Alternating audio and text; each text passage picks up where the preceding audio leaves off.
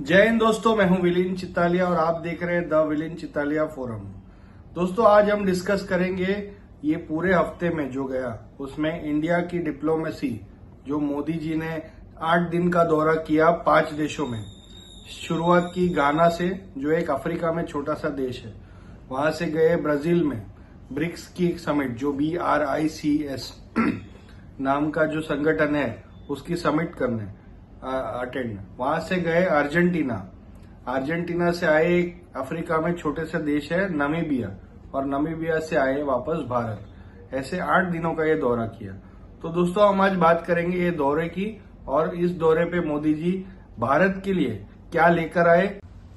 दोस्तों, Modi ji tax payers का पैसा कैसे यूज में लाते हैं वो मैं आपको बताता हूँ। ये इंडिया है, यहाँ से वो पहले गए गाना में वो 2 दिन रहे।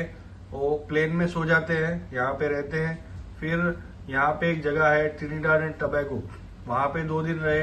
वहां से आए अर्जेंटीना, वहां पे समय बिताया। फिर आए ब्राजील, जो यहाँ पे है। वहां पे ब्रिक्स की समिट हुई, जो ब्राजील, रशिया, इंडिया, चाइना और साउथ अफ्रीका, ये 5 देशों का संगठन है। यहाँ से आए फिर नामीबिया, जो एक अफ्रीकन देश है, और यहाँ से फिर वापस आए इंडिया। ये था मोदी जी का ट्रैवल प्लान लास्ट 7 दिनों का।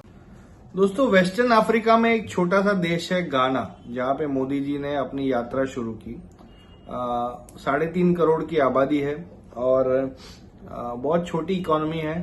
फेमस है अपने फुटबॉल टीम के लिए, जो हमेशा वर्ल्ड कप में क्वालिफाई करती है और बड़े बड़े देशों को पछाड़ती है, और दे आर प्राउड पीपल।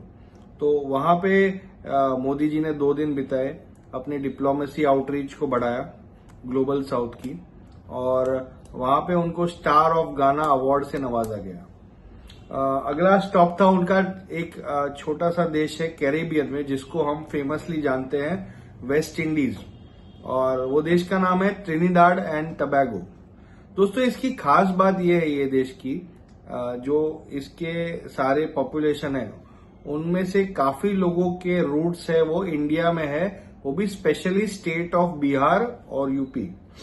आपको ये भी बताऊं कि अभी जो करंट वहां की प्राइम मिनिस्टर है वो 5th और 6th जनरेशन इंडियन है। मतलब उनके ग्रेट ग्रेट ग्रैंडफादर, जब भी इंग्लैंड का कॉलोनियलिज्म रूल था इंडिया पे और वेस्ट इंडीज पे, तभी यहां से वहां एज अ लेबरर गए थे, एज अ वॉरियर गए थे उनके लड़ाइया लड़ने, और वहां पे ही बस गए। तो 5th और 6th जनरेशन इंडियंस वहां पे बसे हुए हैं। उनके नाम भी अगर आप देखेंगे प्राइम मिनिस्टर के, कमला प्रसाद, तो वो एक Indian heritage, Indian cultural name है।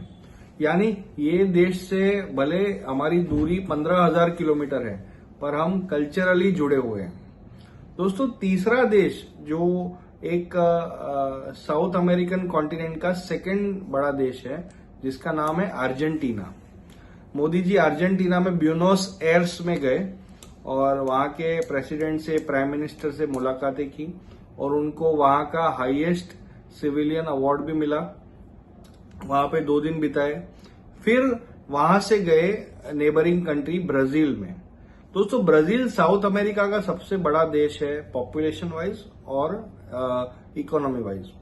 दोस्तों, ब्रिक्स एक ऐसा समूह है जो रिसेंटली काफी पॉपुलर होता जा रहा है। इसके फाउंडिंग मेंबर्स 5 थे, पर आज उसके मेंबर्स बढ़ के 11 हो गए हैं, जो कि 40% ऑफ ह्यूमैनिटी जो अर्थ में उसको रिप्रेजेंट करते हैं।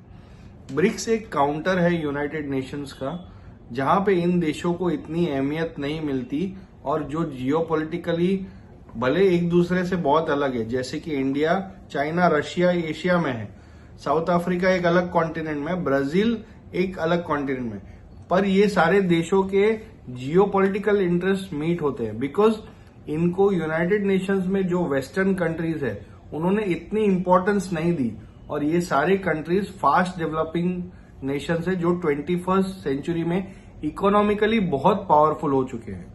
तो इसलिए ये जो समूह है इसमें 11 मेंबर्स तक बढ़ गया है, और भी बहुत सारे मेंबर्स या फिर नेशंस उसमें ज्वाइन करने के लिए आगे बढ़ रहे हैं, जो आगे के सालों में हमें देखने मिलेगा। तो दोस्तों, मोदी जी ने ये ब्रिक्स समिट अटेंड की ब्राजील में, और सबसे खास बात ये थी कि ब्रिक्स समिट ने जॉइंटली पहलगाम अटैक को कंडेम किया और टेररिस्ट एक्शन को कंडेम किया। मतलब ये एक इंडिया की सिफारिशकारी की जीत है कि ये सारे देशों ने एग्री किया कि टेररिज्म जो हुआ है पहलगाम का वो गलत हुआ है, क्रॉस बॉर्डर टेररिज्म, और पाकिस्तान को ये रोकना चाहिए। दोस्तों, ब्रिक्स सम्मेलन फिनिश करके मोदी जी आए अफ्रीका के साउदर्न मोस्ट कंट्री में जिसका नाम है नामीबिया। ये भी एक छोटा सा टिपिकल अफ्रीकन नेशन है जो अभी डेवलपिंग नेशन है, काफी गरीबी है, काफी छोटा पॉपुलेशन है, काफी कम इकोनॉमी है, बट इंडिया के लिए बहुत इंपॉर्टेंट है स्ट्रेटेजिकली। बहुत सारे इंडियंस नामीबिया में बसे हुए हैं जो वहां पे बिजनेस कर रहे हैं।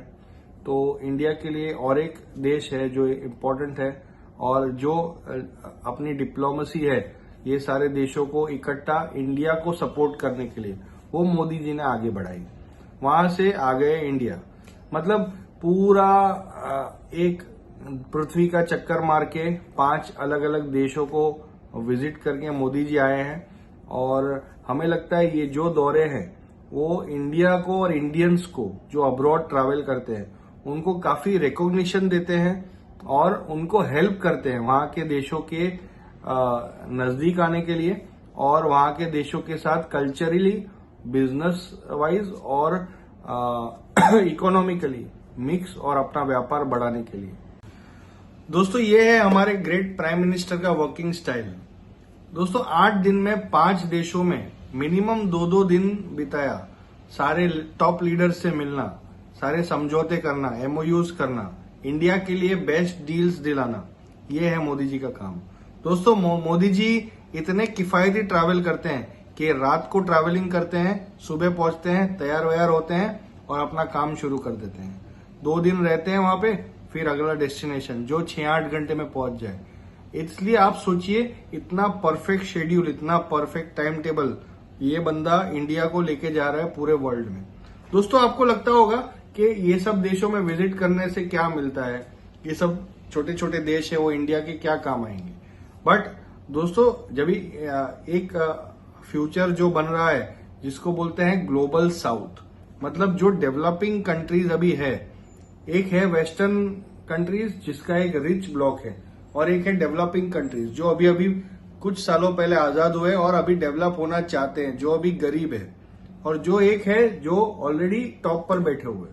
अभी जो टॉप पर बैठे हैं वो नीचे वालों को ऊपर नहीं आने देते, उनकी बराबरी नहीं देते। जैसे पूरा अफ्रीका है, एशिया में कुछ देश है जो आज भी डेवलपिंग है, गरीब है। अब दोस्तों, इंडिया है वो ये सारे जो गरीब देश है, डेवलपिंग देश है, उनका एक नेता उभर के आ रहा है और मोदी जी ने इंडिया को ऐसे पोजीशन किया हुआ है कि सारे देश इंडिया को अपना लीडर समझते हैं और अपनी बात मनवाने के लिए इंडिया के थ्रू बड़े टेबल पे बात करते हैं। दोस्तों, 2 साल पहले जब भारत में G20 हुआ था, तभी इंडिया वो देश था जिन्होंने ग्लोबल साउथ को और अफ्रीकन यूनियन को G20 के टेबल पर एक जगह दी थी, बिकॉज अफ्रीका को कोई भी सुनता नहीं था। दोस्तों, अगर आप आज भी अफ्रीका की हालत देखें तो एक एक देश में ऑलमोस्ट 40-50% लोग गरीबी रेखा के नीचे है। वहां पे बेसिक हेल्थ केयर नहीं है। वहां पे अगर कोई आदमी बीमार पड़े तो उसको इलाज के लिए इंडिया या फिर कोई और देश में जाना पड़ता है। दोस्तों, वहां पे इतनी खराब हालत है कि आज भी बहुत बड़ा पॉपुलेशन है वो $1 के नीचे दिन की कमाई कर रहा है। तो they need to be given resources और they need to develop themselves. तो ये लोग इंडिया को एज ए लीडर देख रहे हैं जिसका एक नया एक नाम आया है ग्लोबल साउथ। अब बात करते हैं टैरिफ्स की। दोस्तों, 3 महीने पहले ट्रम्प साहब ने इंडिया पे 26% टैरिफ लगाया था, यानी कि जो भी गुड्स इंडिया से यूएस में एक्सपोर्ट होते हैं उस पर 26% टैरिफ जुड़ के यूएस में एंट्री होगी। तो उन्होंने ये जो टैरिफ को 1 अगस्त तक स्थगित कर दिया था 90 डेज के लिए।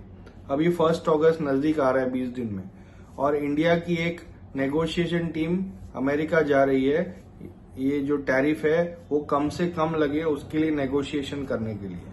तो अब शॉर्ट टाइम में हमें पता चलेगा कि 1 अगस्त को इंडिया के ऊपर कौन से टैरिफ या फिर कितने % टैरिफ इंडियन गुड्स पे यूनाइटेड स्टेट्स लगाएगा। दोस्तों, टैरिफ का मतलब ये है कि भाई हमारे जो एक्सपोर्टर है वो अगर कोई माल यूएस बेचते हैं, गुड्स बेचते हैं यूएस, तो उनके गुड्स अगर ₹1 के हैं, तो अगर यूएस ने 26% टैरिफ लगाया टैक्स, तो ₹1.26 उसकी लागत होगी और वो माल उतना ही महंगा यूएसए में बिकेगा। यानी कि इंडिया का माल जो ₹1 में बिकता था वो ₹1.25 में बिकेगा और उसकी सेल्स कम होगी। ये इंडिया को एक झटका होगा कि एक्सपोर्ट्स की वैल्यू कम हो जाएगी। तो इसके लिए ट्रम्प सारे देशों को टैरिफ से डरा रहा है, क्योंकि यूनाइटेड स्टेट्स दुनिया का सबसे बड़ा कंज्यूमर है और सबसे जो वैल्यूएबल आइटम्स है, जो महंगी आइटम्स है, वो यूनाइटेड स्टेट्स के पास वो कंज्यूमिंग पावर है। तो सारा वर्ल्ड अपनी जो बेस्ट चीजें हैं वो अमेरिका को एक्सपोर्ट करता है और वो एक बहुत बड़ी मार्केट है। तो इसके लिए अभी देखते हैं कि इंडिया के ऊपर क्या टैरिफ्स आते हैं। पर मैं एक बात बताऊं कि जब से ये टैरिफ की बातें शुरू हुई है लास्ट 3 to 4 मंथ से, जब से प्रेसिडेंट ट्रम्प पावर में आए हैं, तब से मोदी जी और इंडिया के डिप्लोमैट्स ने ये इश्यू को इतने मैच्योरली हैंडल किया है। एक भी गलत स्टेटमेंट उनके खिलाफ नहीं दी, जैसे कि चाइनीज दे रहे थे कि हम अमेरिका को ये कर देंगे, वो कर देंगे। इंडिया ने एक भी इमेच्योर और लूज स्टेटमेंट नहीं दी। क्यों? क्योंकि पता है कि जो व्हाइट हाउस में प्रेसिडेंट बैठा है वो एक इंस्टिगेटिव पर्सन है, मतलब वो बहुत जल्दी बातों से अफेक्ट हो जाता है। उनके नैरेटिव एवरीडे चेंज होते हैं और वो काफी इजीली इंस्टिगेट हो जाते हैं, उत्तेजित हो जाते हैं। तो मोदी जी की ये जो पॉलिसी है कि शांति से, दोस्ती से, प्यार मोहब्बत से ये पूरे इशू को सॉल्व करना, ये एक बहुत ही सुलझे हुए पॉलिटिशियन और एक सुलझी हुई रियासत की स्ट्रेटेजी है और इससे इंडिया को ओवरऑल काफी फायदा होगा दोस्तों। और मुझे पता है कि ट्रम्प के साथ बैठ के मोदी जी कोई ना कोई उचित सॉल्यूशन ये टैरिफ का निकालेंगे। अगली खबर यह है कि एक इंडिया के मशहूर जर्नलिस्ट है करण थापर जी, उन्होंने हमारे पड़ोसी के x foreign minister mister Bilawal Bhutto का इंटरव्यू लिया और काफी वो वायरल हो रहा है। पहली बात तो करण थापर जी बिलावल भुट्टो को क्वेश्चंस पूछ रहे हैं, वो रेलेवेंट है, अच्छे हैं, बट उनका जवाब ही नहीं सुन रहे। इतना इरिटेटिंग इंटरव्यू है वो। कमेंट्स में सेक्शन में मैंने पढ़ा कि करण थापर के अंदर अर्नब की आत्मा घुस गई है कि जो क्वेश्चन पूछ रहा है उसका आंसर मिस्टर भुट्टो को देने ही नहीं दे रहे हैं। और मैं भी इतना इरिटेट हुआ वो इंटरव्यू सुन के कि वो अगला बंदा कुछ अच्छा बोल रहा है, कि वो एक्सेप्ट कर रहा है कि उनकी मिस्टेक्स है, पाकिस्तान की मिस्टेक्स है जो जिया उलग के टाइम पे रही, कि उन्होंने जिहादिस्ट को सपोर्ट किया, डिक्टेटर्स आए और इंडिया के खिलाफ जिहादियों को, एंटी सोशल एलिमेंट्स को, टेररिस्ट को उन्होंने सपोर्ट किया।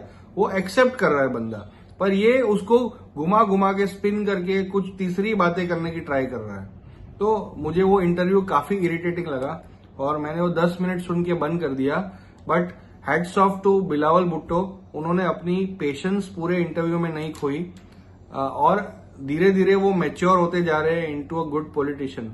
आई होप वो बंदा आगे जाके प्राइम मिनिस्टर बने पाकिस्तान का और इंडिया के साथ एक परमानेंट सॉल्यूशन पे अग्री करे कि भाई दोनों तरफ की आवाम जो है वो अपनी लाइफ ये जो न्यूक्लियर वॉर का अम्ब्रेला है उसके अंडर नहीं जी के डेवलपमेंट की ओर जाए और ये खित्ता भी यूरोप जैसा डेवलप्ड बने कि हम सुबह की चाय नाश्ता लाहौर में करें, खाना रावलपिंडी में खाए और रात का डिनर शाम को आके दिल्ली में करें। ऐसा भी कभी हो सकता है क्या ये लाइफ टाइम में? You never know what future holds for us. तो दोस्तों ये थे ये वीक के जियोपॉलिटिक्स, ये था ये वीक की खबरें। आपको ये वीडियोस कैसे लगते हैं हमें कमेंट सेक्शन में बताइए और आपका प्यार हम पे बरसाते रहिए। तब तक हमारे वीडियोस को लाइक, सब्सक्राइब और शेयर कीजिए और आप जहां पे भी है खुश रहिए। और ये है द विलिन चितालिया फोरम, मैं हूं द विलिन चितालिया। नमस्कार, जय हिंद।